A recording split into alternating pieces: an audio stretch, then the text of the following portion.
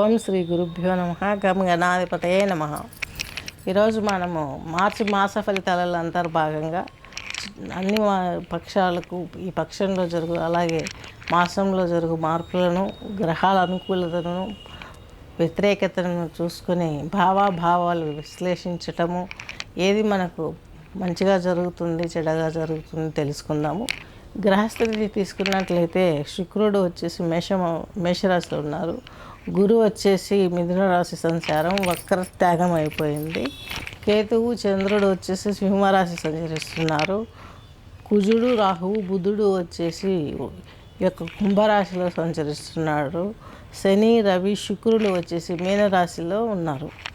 అలాగే ఈ యొక్క మనకు 1వ తేదీ మార్చి మాసమున మీనంలోకి శుక్రుడు వచ్చాడు. ఆ మాసం మొత్తం అక్కడే ఉన్నాడు. అలాగే 14/3/26 మిథునంలో గురువు వక్రత్యాగమయ్యాడు. 14/4/26 రవి మీనరాశిలోకి రవి వచ్చారు.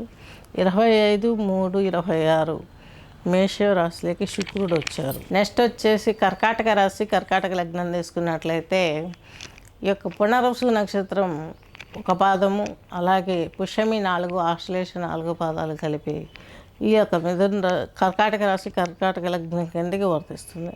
మీ రాష్ట్రాధిపతి అయినటువంటి చంద్రుడు వచ్చేసి కేతువుతో కలిసి సింహరాశిలో ఉన్నారు. ఫ్యామిలీలో మీకు గొప్పతనంగా జరగాలని ఏవైనా అంటే ఎలా చెప్పాలంటే మీకు మ్యాథ్స్ చూస్తున్నారు అనుకోండి, హై లెవెల్ థింకింగ్ ఉంటుంది.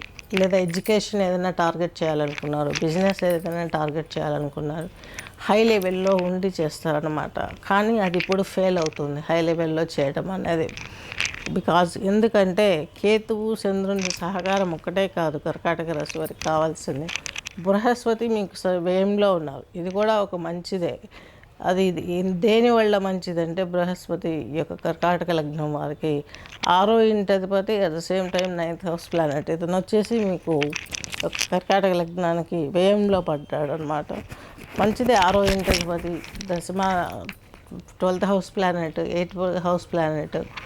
ఒకరు ఏ రాశిలో ఉన్న వాళ్ళ రాశులలో ఏ గ్రహం ఉన్నా ఈ రాశి పోయి ఈ ఇంట్లో ఉన్న అబ్బాయి ఆ ఇంట్లోకి పోవడం, ఆ ఇంట్లో ఉన్న అబ్బాయి ఇంటికి రావడం, మిత్రత్వం ఉంటుందన్నమాట. దీనికి కలిగే మిత్రత్వం ఈ గ్రహాలకు అన్యోన్యత అలా ఉంటుంది. నిజంగా చెప్పాలంటే అస్ట్రాలజీలో షష్టాధిపత్యం వచ్చిన పీరియడ్లో ఎటువంటి సుఖం ఉండదని పెళ్ళిళ్ళు చేయరు తెలిసిన వాళ్ళు. అష్టమాధిపత్యం వచ్చిన వాళ్ళ గ్రహం పీరియడ్లో పెళ్ళి చేయరు. అలాగే 12th హౌస్ ప్లానెట్ జరుగుతున్న టైంలో వివాహం చేయరు.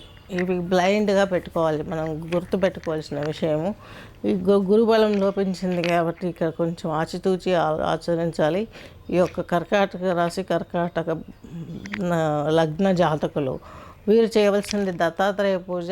అలాగే ఈ యొక్క దేవునికి సంబంధించి ఈ రావి చెట్టు ఈ యొక్క వేప చెట్టు ఒకే చోట ఉన్నట్లయితే అటువంటి రావి చెట్టు చుట్టూ మీరు ప్రదక్షిణలు చేసి చక్కగా దీపారాధన ఒక 14-16 సార్లు చేయగలిగితే ప్రతి వారం కూడాను మీకున్నటువంటి సప్తమాధిపతి దోషము, ఈ యొక్క దశమాధిపతి దోషం అంటే ఉద్యోగము, వ్యాపారము, అలాగే జీవిత భాగస్వామి, సొసైటీలో ఉన్న ఫ్రెండ్స్, రిలేటివ్స్ అందరి దగ్గర మీకు వాల్యూ పెరుగుతుంది.